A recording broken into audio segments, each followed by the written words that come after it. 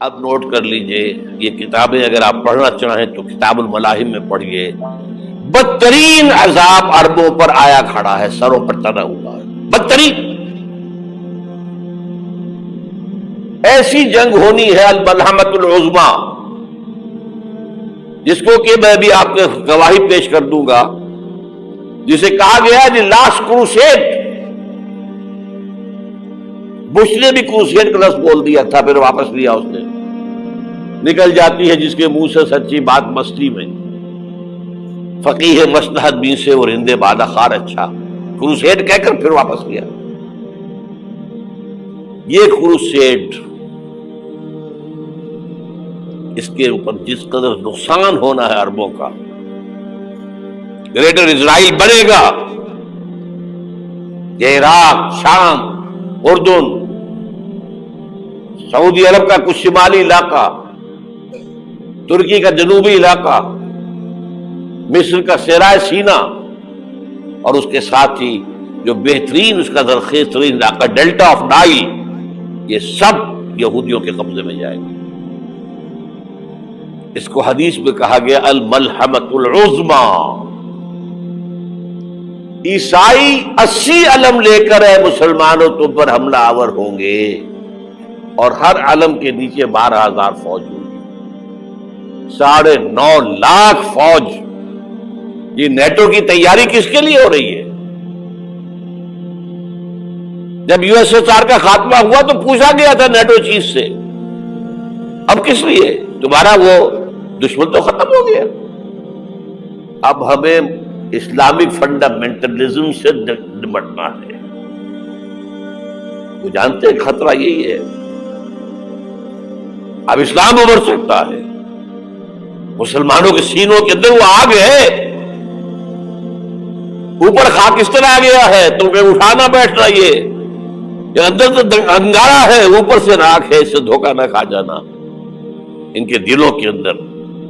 اور بش نے کہا تھا مسلمان چاہتے ہیں کہ ہسپانیہ سے لے کر انڈونیشیا تک نظام خلافت قائم کریں، اور میں حیران ہوا تھا کہ اس کمبخت کو ہسپانیہ کا خیال کیسے آ گیا؟ ہمیں تو کبھی آتا ہی نہیں، اب ہم تو بھول گئے، وہ تو 500 برس پرانی بات ہے جبکہ وہاں سے ہمیں نکال دیا گیا تھا۔ اگرچہ اقبال نے کہا تھا ہے ارض فلسطین پہ یہودی کا اگر حق، ہسپانیہ پر حق نہیں کیوں اہل عرب کا؟ ہسپانیہ میں تو 800 سال حکومت کی مسلمانوں نے، اور ابھی 500 برس سے گزرے ہیں نا۔ یہودی تو ارض مقدس سے 2000 سال نکالے گئے، انہیں لا کے آباد کیا گیا، عربوں کے سینے میں خنجر پھونک دیا گیا۔ وہ چھوٹا سا ملک جو چاہتا کرتا، کوئی پوچھنے والا نہیں۔ امریکہ جیسے اپنے بیٹے کی حفاظت کرے ویسے کرتا اس کی۔ اور حضور نے فرمایا ہے وہ جنگ جب ہوگی تو ایک باپ کے اگر 100 بیٹے ہوں گے تو 99 ختم ہو جائیں گے، ایک بچے گا۔ یہ حدیث ہے، حدیث ہے صحیح۔ اور آپ نے فرمایا ویل للعرب من شر قد اقترب، عربوں کے لیے ہلاکت ہے، عربوں کے لیے بربادی ہے اس شر سے جو قریب آ چکی۔ اور آج جس طرح انہوں نے ان کی تہذیب کو اختیار کر لیا ہے، دبئی جا کر دیکھیے، بدترین مغربی معاشرہ جو ہے وہ دبئی کے اندر ہم نے قائم کر کے دکھا دیا۔ اب سعودی عرب اس راستے پر بڑھ رہا ہے۔ اور اس کے بعد نمبر 2 پر جو ہے ہم پاکستانی ہیں، لیکن میں اس کے وہ پہلی بات جو کہہ رہا ہوں وہ تو یقینی ہے، اس میں تو احادیث صحیحہ موجود ہے۔ اگرچہ اس کے بعد پانسا پلٹے گا، پھر حضرت مہدی کا ظہور ہوگا، حضرت عیسیٰ کا نزول ہوگا، اور وہ گریٹر اسرائیل گریٹر گریو یارڈ بنے گا یہودیوں کا، ایک ایک یہودی قتل ہوگا، دفن ہوگا۔ یہ بات میں ہونا ہے، میں پہلی بات فرض کر رہا ہوں۔ وہ پانسا پلٹے گا جب پلٹے گا، ابھی جو سامنے ہے وہ کیا ہے؟ جس ملحمۃ العظمیٰ کہا حضور نے، جسے آرمیگیڈون کہتے ہیں عیسائی، آرمگیڈون کی اگر کہیں جا کر آپ دیکھیں گے، آپ ڈکشنری میں مانی تو کیا لکھا ہے؟ A very big war which will be fought between the forces of evil and good before the end of this world. اس دنیا کے خاتمے سے پہلے خیر اور شر کی قوتوں کے درمیان بہت بڑی جنگ ہوگی. ارمجدون اسے کہتے ہیں عربی میں، اور آرمگیڈون اسے کہتے ہیں انگریزی کے اندر، اور یہ بائبل کی آخری کتاب کے اندر ہے، جو اس میں کہ مکاشفات یوحنا، ریویلیشنز آف سینٹ جان. یہ تو میں کہہ رہا ہوں یقین کے ساتھ، اور زیادہ دور نہیں ہے، آیا چاہتا ہے. اس لیے کہ یہودیوں کا اور عیسائی جو کنزرویٹوز ہیں، نیو کنزرویٹوز، ان کا 5 نکاتی ایجنڈا ہے متفق علیہ، جس کے تحت کہ یہ جنگ صلیبی شروع کی گئی ہے. تو سن لیجئے آپ.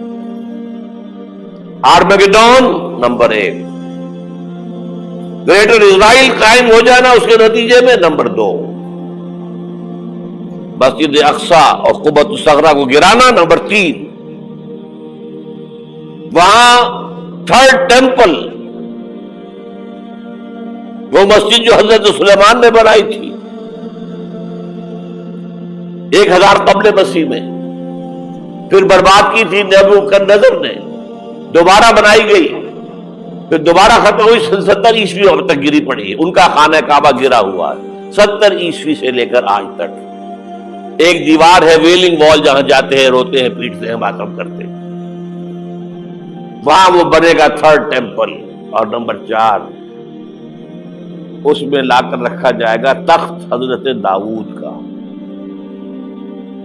یہ تخت کہاں ہے اس وقت؟ یہ لندن شریف کے اندر جو ان کی پارلیمنٹ کا جو چرچ ہے، ویسٹ منسٹر ایبے، اس میں رکھا ہوا ہے. ایک پتھر تھا جس پر بٹھا کر حضرت داؤد کی تاج پوشی ہوئی، پھر حضرت سلیمان کی ہوئی، پھر وہ پتھر رکھ دیا گیا جب حضرت سلیمان نے بنایا ہیکل مسجد اقصی. وہاں رہا وہ. ہر بادشاہ جو تھا یہودی اسی کے اوپر بٹھا کر اس کی تاج پوشی ہوتی تھی. سن 70 میں ٹائٹس نے گرایا اسے، ہیکل کو، وہ پتھر لے گیا، وہاں سے روم گیا، روم سے آئرلینڈ گیا، آئرلینڈ سے اسکاٹ لینڈ آیا، اسکاٹ لینڈ سے انگلینڈ آیا، اور اب وہ رکھا ہوا ہے 14ویں صدی عیسوی سے آج تک. وہ ویسٹ منسٹر ایبے میں رکھا ہوا، ایک کرسی کی سیٹ میں اسے بنا دیا گیا ہے تخت کی شکل. اب انگریزوں میں کوئی ملکہ ہو، کوئی بادشاہ ہو جس کی بھی تاج پوشی ہونی اس میں ہو، یہ لا کر رکھا جائے گا تھرڈ ٹیمپل میں. اور اس پر یہودیوں کے خیال کے مطابق ان کا مسیحا آئے گا جو مسیح دجال ہوگا. عیسائیوں کے خیال کے مطابق حضرت عیسیٰ آئیں گے، وہ ہمارا بھی خیال ہے حضرت عیسیٰ آئیں گے علیہ السلام. بہرحال یہ تو بعد کی باتیں ہیں نا. اس وقت جو میں عرض کر رہا ہوں، عربوں پر بہت بڑا عذاب، اور پاکستان کا معاملہ البتہ یہ ہے، میں یقین سے نہیں کہہ سکتا. ہینگنگ ان دی بیلنس، ہو سکتا ہے اللہ تعالیٰ ہم پر رحم فرمائے، ہو سکتا ہے، اگرچہ اس کی کچھ شرائط ہوں گی.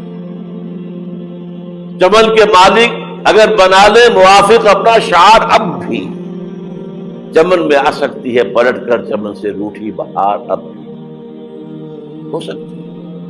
اور یہ بھی ہو سکتا ہے کہ اللہ تعالیٰ نے معجزانہ طور پر ہمیں ملک دیا، ہم نے اللہ سے بدعہدی کی، وعدہ خلافی کی، غداری کی، لہذا سزا دی جائے اور ہم سے یہ ملک چھین لیا جائے. It's just possible. دور نہ سمجھے، اسے انہونی بات نہ سمجھے. جو گھیراؤ ہو رہا ہے آپ کے مغرب میں نیٹو فورسز اور مشرق میں بھارتی فورسز گدھوں کی طرح بیٹھے ہوئے انتظار کر رہے ہیں پاکستان اور ڈسٹیبلائز ہو جائے، یہاں اور بدامنی ہو جائے. اب لاہور میں پھر آج دھماکے ہو گئے ہیں. 2 دن پہلے کا دھماکہ میں سہ کے آیا ہوا ہوں، آپ کے سامنے بیٹھا ہوں. وہ جانے بچی ہیں جو ہماری اکیڈمی کا حشر ہوا، وہ تو میں آپ کو نہیں بتا سکتا. یہ سارا کیوں ہو رہا ہے؟ تاکہ یہاں بدامنی ہو جائے اور ہمیں جواز مل جائے. مغرب سے نیٹو فورسز داخل ہو جائیں، مشرق سے بھارتی فورسز آ جائیں اور ہمارے ایٹمی دانت توڑ کر اور پھر ہمیں بھارت کے سامنے ڈال دیا جائے، نو ڈو ایز یو لائک. یہ ان کا نقشہ ہے. ہوگا کیا وہ اللہ جانتا ہے، ہوگا وہ جو اللہ چاہے. لیکن اللہ کا چاہنا جو ہے وہ کس پر منحصر ہے؟ یہاں انقلاب برپا کرو، یہاں اسلام لاؤ. اگر دھندوں میں لگے رہو گے تو وہ خود بخود نہیں آ جائے گا انقلاب. صحابہ نے جانیں دی تھی، کتنی تکلیفیں اٹھائی تھی. 12 برس تک مکی دور کے اندر با نشہ درویشی در ساز و دمادم زن جو پختہ شبی خدرا بر سلطنت جم سن. یوم طائف یاد ہے جو حضرت عائشہ فرماتی ہے کہ میں نے پوچھا تھا حضور سے کہ یوم احد سے زیادہ سختی بھی آپ پر کبھی آئی؟ یوم احد پر کیا ہوا تھا؟ تلوار کا وار پڑا تھا آپ کے چہرہ مبارک. یہ جو رخسار کی ہڈی ہے اس کے اندر وار گیا ہے. اوپر خود کی 2 کڑیاں تھیں وہ اس میں گھس گئیں. 2 دندان مبارک شہید ہوئے.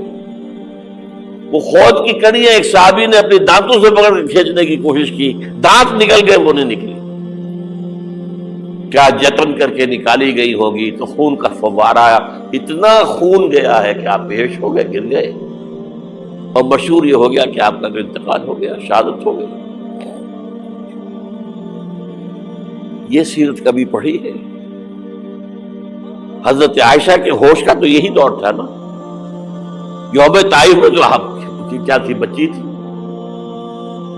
انہیں کیا پتا کیا ہو رہا ہے اس لوگ کے ساتھ.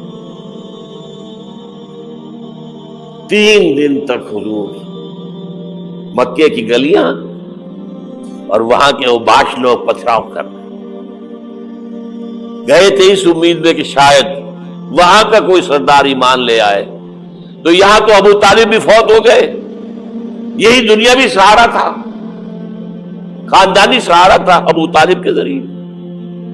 اور گھر میں ایک دلجوئی کرنے والی رفیقہ حیات تھی، وہ بھی، ان کا بھی انتقال ہو گیا.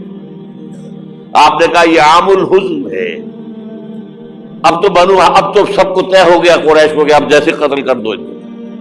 اسی لیے آپ گئے طائف، شاید وہاں کا کوئی بڑا سردار مانے ایمان لے آئے مجھ پر تو میں اپنا مرکز ادھر شفٹ کر دوں.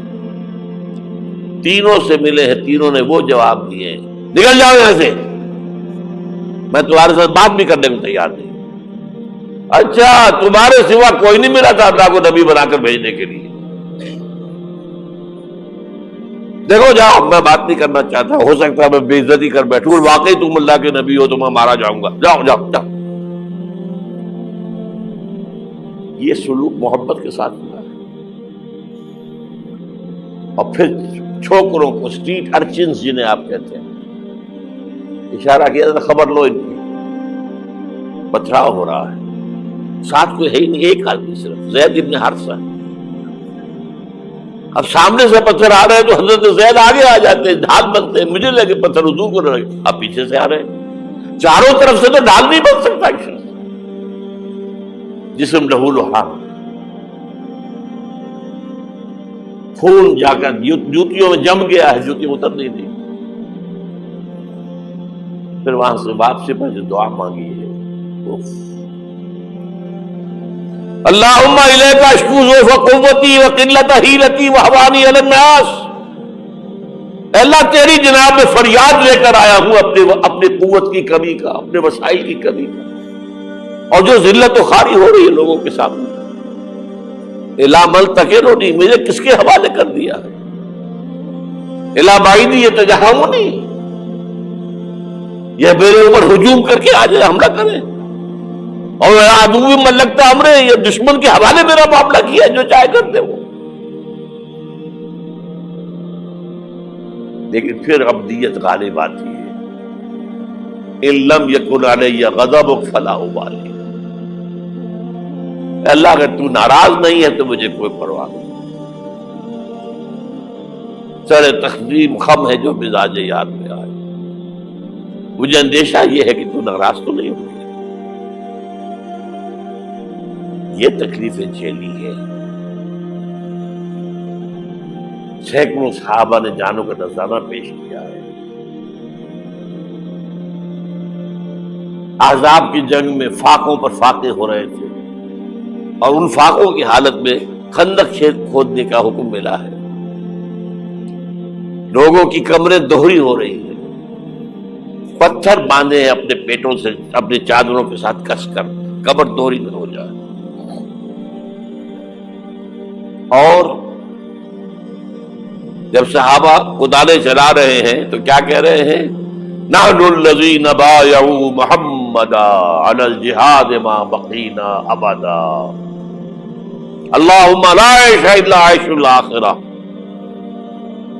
صحابہ کہتے تھے ہم وہ لوگ ہیں جنہوں نے محمد سے بیعت کی ہے کہ جہاد کرتے رہیں گے جب تک جان میں جان نکل جائے تو بات اور جان ہے، چاہے ابھی بھوک سے کمر دوڑی ہوئی جا رہی، جان تو ہے. اور ایک دفعہ کہتے تھے اللہم لا عیش الا عیش الاخرہ، اے اللہ عیش زندگی تو آخرت کی زندگی ہے.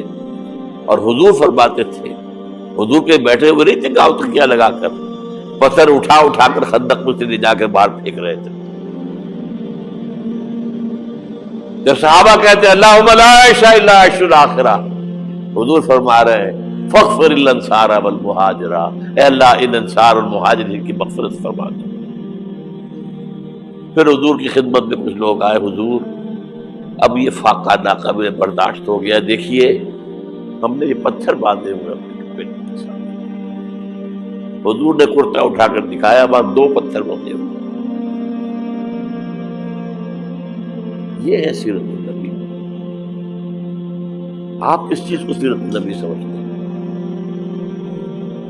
بہرحال اس موضوع پر میری ایک کتاب ہے منہج انقلاب نبوی، یہ انقلاب کیسے آیا تھا. اگر دل میں ذرا بھی آرزو پیدا ہو گئی ہو کہ اللہ قبول کر لے مجھے قبول کر لے اس کام کے لیے، تو وہ کتاب آپ کے لیے مسٹ